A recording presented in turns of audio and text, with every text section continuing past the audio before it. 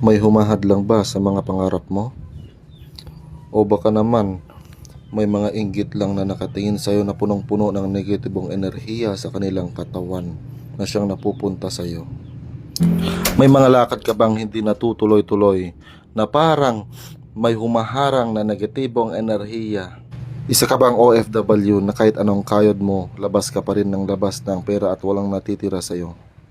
Pinapakilala ko nga pala ito, ang Vanishing Bracelet, na nakonsagrahan na ritualan ng pampaswerte sa buhay at nagtatanggal ng negatibong enerhiya sa iyong katawan, na nagbibigay ng kamalasan, nagpipigil ng swerte na pumapasok sa iyo at humahadlang sa iyong mga pangarap.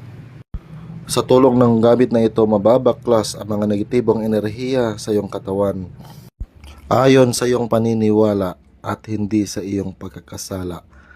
Sumainyo nawa ang kapayapaan, katotohanan, karunungan at kalayaan.